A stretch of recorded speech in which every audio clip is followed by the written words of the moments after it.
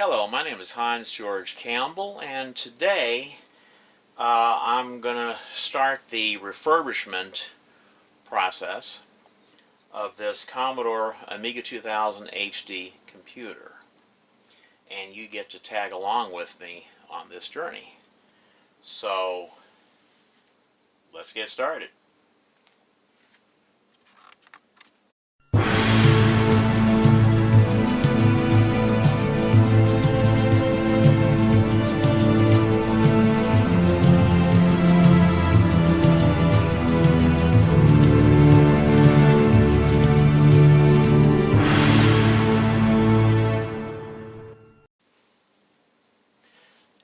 Okay, so the first thing I want to do, I have to remove the motherboard from the case. But before I do that, I want to remove these slot covers here and also these covers here. I want to go ahead and remove those. Okay.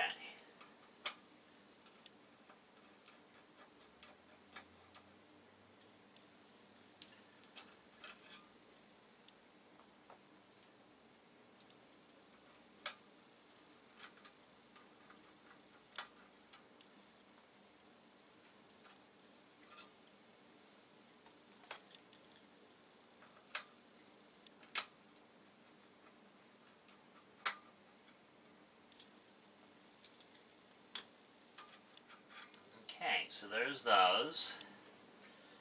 And we'll go ahead and turn this around like that.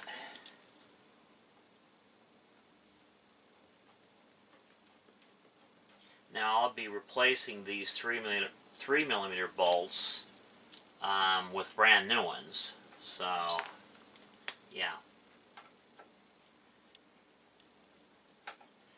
I will be replacing all of the 4mm and 3mm hardware in this computer with brand new hardware.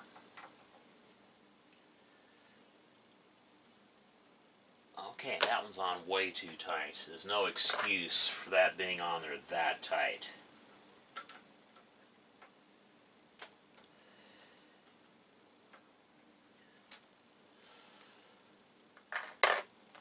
Yeah, it was on there a little bit too tight.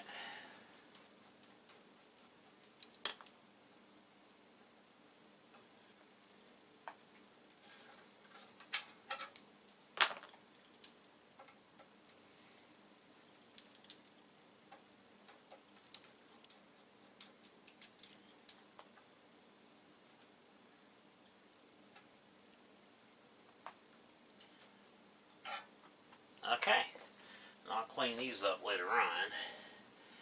Actually, I can put these here. Yeah, I'll clean those up later on.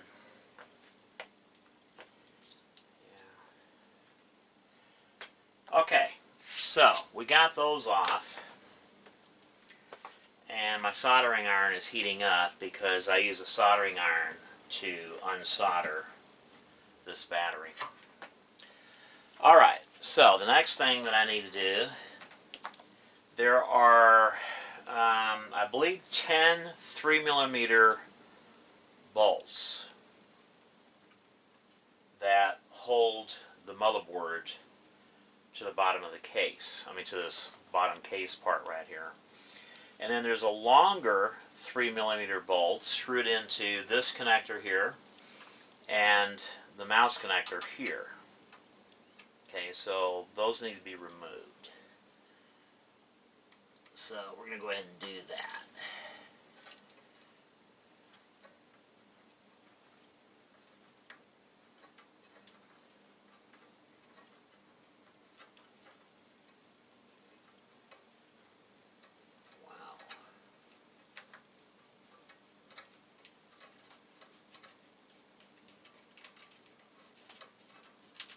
Okay, let's pull that out.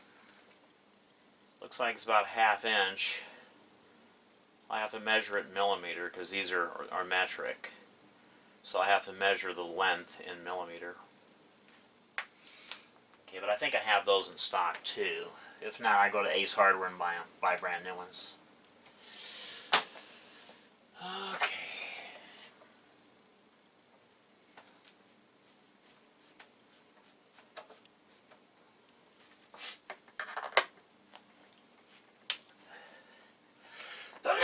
Oh boy.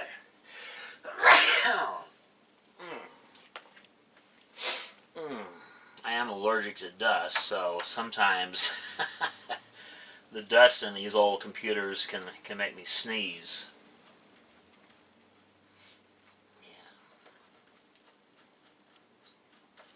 Yeah, it can make me sneeze sometimes. Okay, so now I'll remove these 3mm bolts. Yeah, these are in there way too tight. They must have put these in using a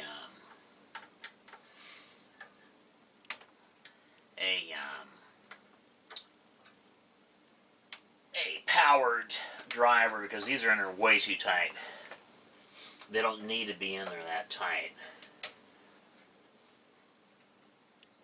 So, yeah.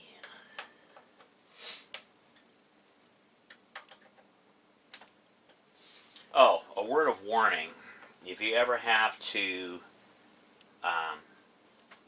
remove these chips and put in new chips, never do that with the board still inside the case. Don't be lazy, don't be stupid.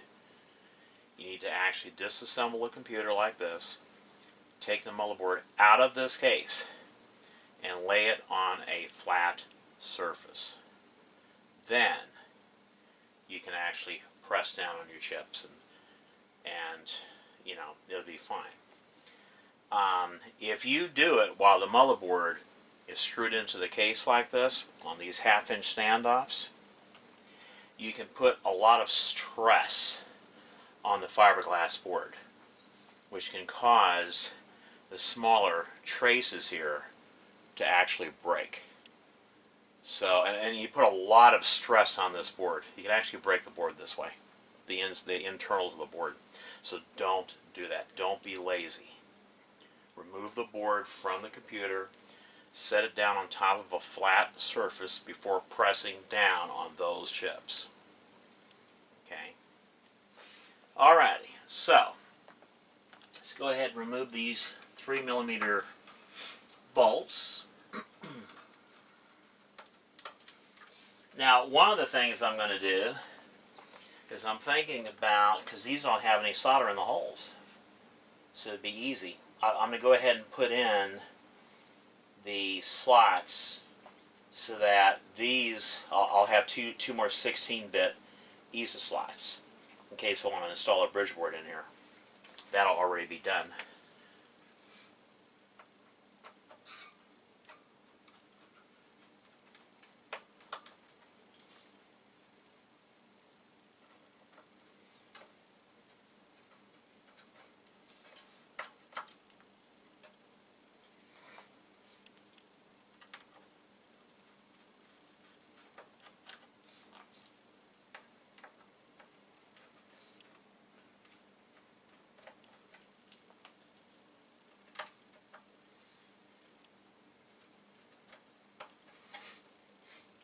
Okay, so we'll turn this case around because it's easier to get to these screws when the case is turned around.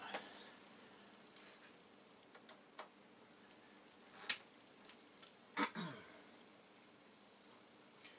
save that one for last. That's the bolt, the 3mm bolt that has the battery acid around it. So,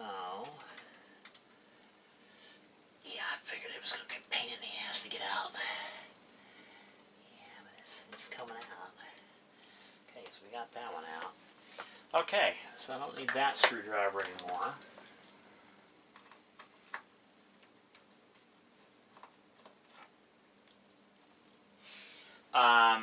These bolts are fine machine thread, so you want to use a screwdriver like this one.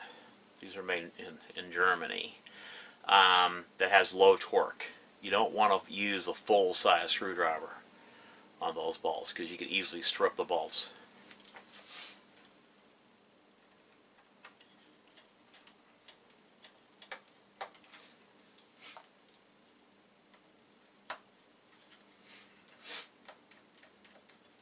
Okay, yeah, tomorrow I'll be taking this out and using my air compressor to blow out the dust, blow the dust out off of here, especially out of the connectors, this video connector. And you guys get to tag along on that journey too. Alright, so let's take this motherboard out of here. Okay. And I'll go ahead and put the case,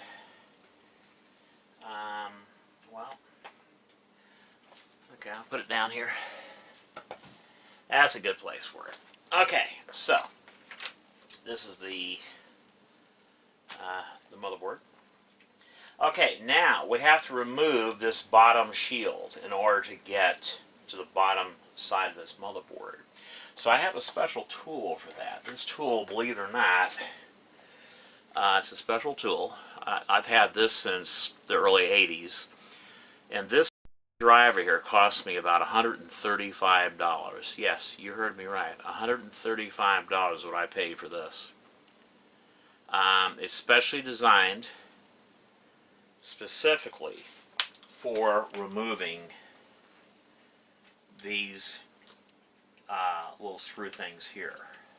It just fits in there perfectly to remove those. Okay, now what I would recommend doing is that one size does not fit all. They actually have used different connectors on this board, especially over here on the back parts. So I would recommend keeping these, putting these exactly the way they came out, so that you can put them in, you know, in the same locations. So, yeah. All right.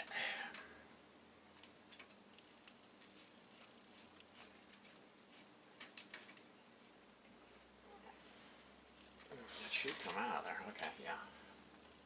Alrighty.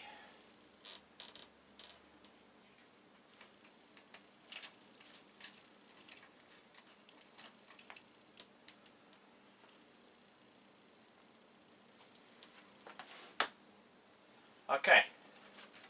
So, turn this around, okay, and actually I'll move it like that.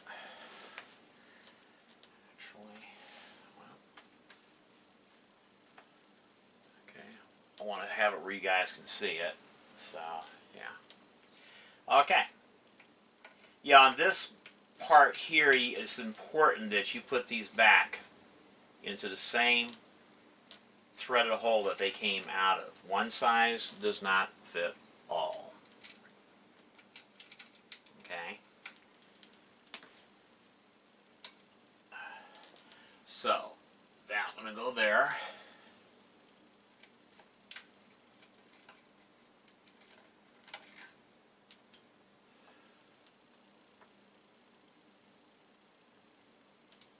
Okay.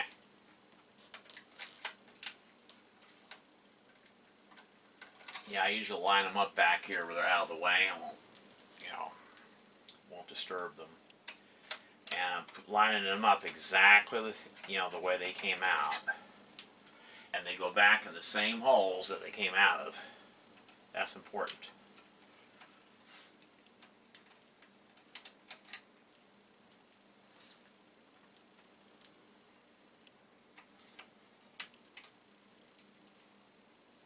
See, this thing fits in between the nut and this connectors perfectly. You can't use a normal nut driver. It just won't fit in there. And that's the reason why this tool was so expensive back in the day. You can readily get them today. I mean, they're readily available today, and they're not that expensive anymore. But back then, this kind of a driver was very hard to get, and it was expensive. I paid $135 for it. but it was a must-have tool. You know, if you needed to take these out, this was the tool that you needed. Do not use needle-nose pliers or pliers. Only a stupid person, you know, does that. Use the proper tool. Okay, so now what we're going to do is we're going to take the board out of the shield. And the way you do that is you basically have to bend this over like that while pushing up at the same time. You don't want to bend this too far because you'll bend it out of shape. I don't want to do that. And that's all there is to it, boys and girls. There it is. Right there. And I'll put this over here with the case. Okay. So there's that. Alright. So there is the board. And now I need to get this battery out of here. And so, okay, I think I need to get my goggles for this. And I think, yeah, okay, I think I might need to actually zoom in a little bit, you know, so that you can see what I'm doing. Okay.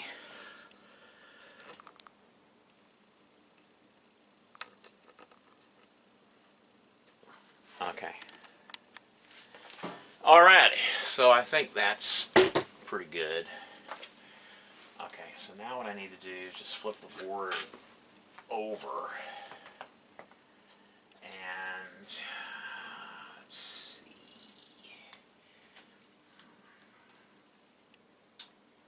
Okay, because I'm working on a large ground plane here, I'm going to have to bump the temperature up to about 750. Let me wait till it goes up.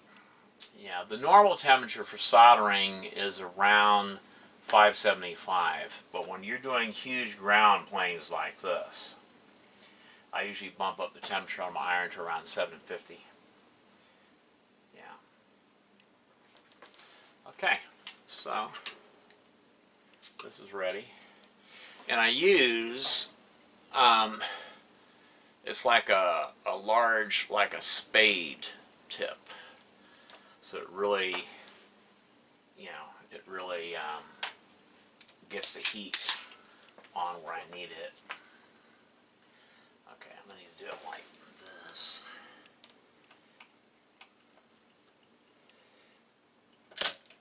Okay, that's off there.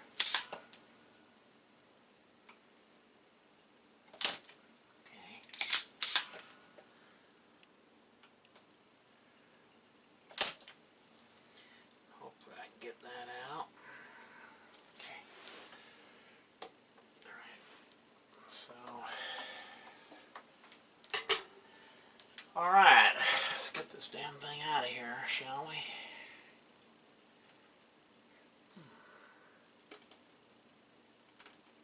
Okay, well that's.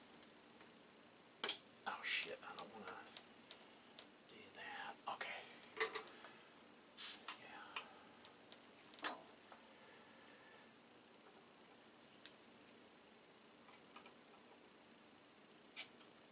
Okay, that battery is now out of there. Okay, it's now out of there.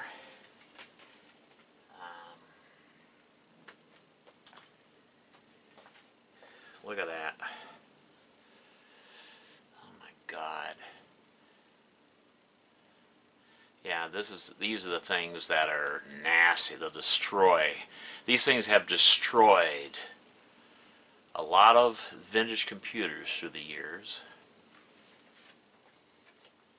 A lot of vintage computers have been destroyed by those. So now what I'm going to do is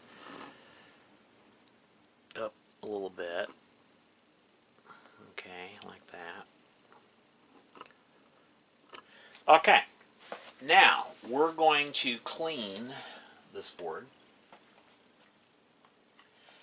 And for that, okay, I use these cotton makeup pads. They're 100% cotton, and they are perfect for this. You can't just spray alcohol in there and then take a brush and just brush it. You're just spreading the stuff all over the place. You got to have something like this, or chem wipes, something that will absorb the alcohol along with the battery acid corrosion, or like if you're trying to get the excess flux, the flux after you've soldered off the board, you're cleaning the board, you need to have something that will actually absorb all that along with the alcohol. And I use a little alcohol bottle like this. It's got like, a pump action thing, and you can see the alcohol come to the top. But that's what I use. Okay. And then the chem wipes that I was talking about,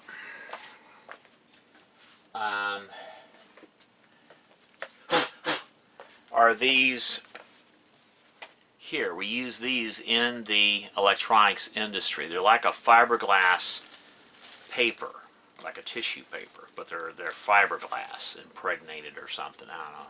So you don't want to blow your nose with these. And I've actually watched people do that, and then they wonder why their nose is itchy and all red, and yeah. But I'll show you later on in an upcoming video how to properly use these to clean your boards after you're soldering. Okay. Alright, but that's what we use professionally in the electronics industry. Okay, so let's clean this board. And Jan Beta, if you're watching this video, well, this is how you do it. You don't go spraying alcohol all over the board, and no, you don't do that. It's not how you do it. Okay, so the first thing I'm going to do is I do have a brush that I use. It's a brush like this. The bristles are usually about this long. You can buy these. Like, I think Ace Hardware sells these. Any kind of electronics company sells these. These are what we use professionally in the electronics industry for cleaning circuit boards. And you usually have to cut them down depending on how stiff you want these bristles. And I cut mine down to like about, I don't know, 3/8 of an inch. But this is what you use. You don't use a toothbrush or anything like that.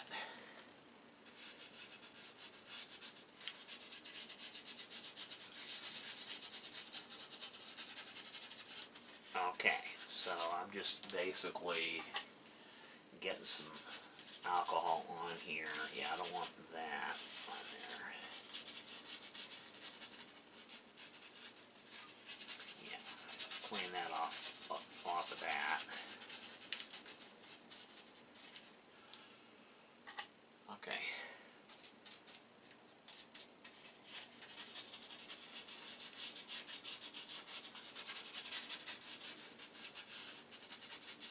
Yeah, I got most of it off. That's pretty good there. Yeah, most of it off. Flaked it off, whatever. Alright.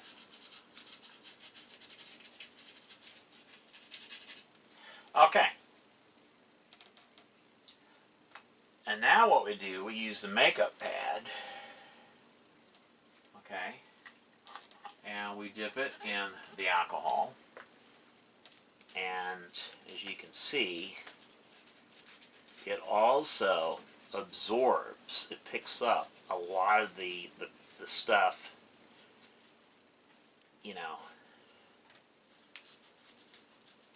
along with. see, it picks up a lot of the stuff with the alcohol. You're not just spreading it around. Okay, and you can buy a whole bag of like 100 of these damn things at your local store for like, I don't know, $2-3, and they last a while. But this is what I use, and they work really well. They work really well, as you can see here. You know. Now tomorrow, when I take my air compressor and blow off out, all the dust off of here, this will look really well. I mean, look really good.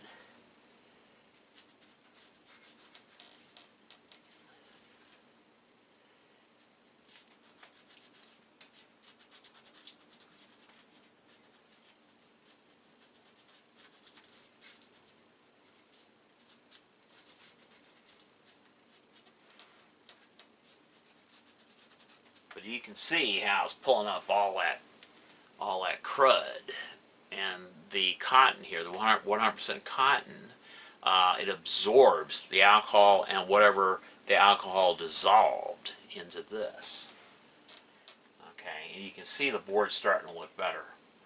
And I usually take a makeup brush like this. This works really well. And then I just use that to, take away a lot of the dust and stuff that's around here. Because the dust can clog up the cotton makeup pads and keep them from absorbing the stuff from off of here, so yeah. Tomorrow I'll blow those out with the air compressor and it'll start looking really good.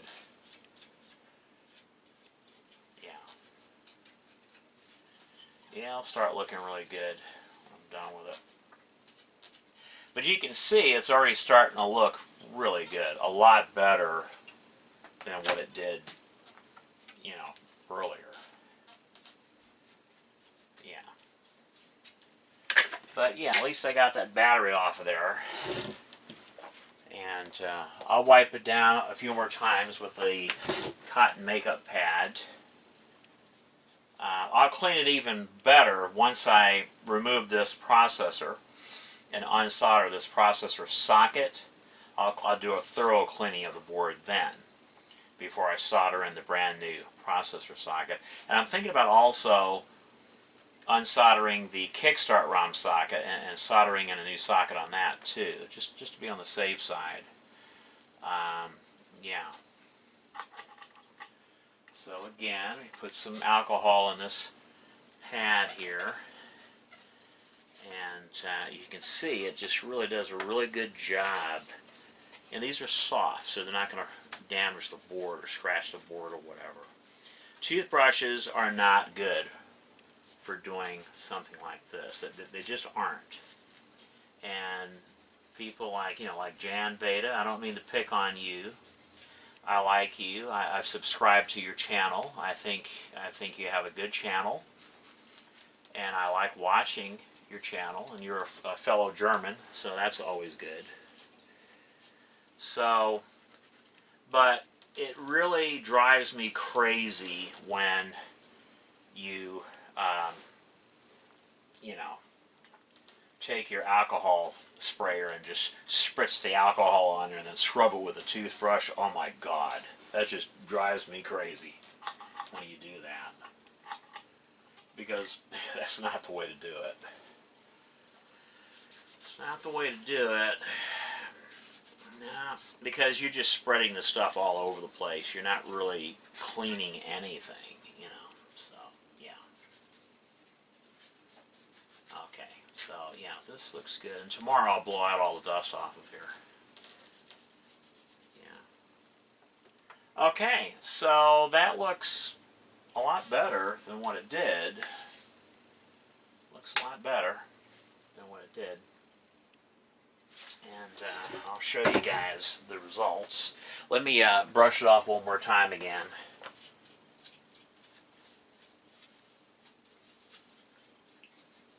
Yeah. Okay.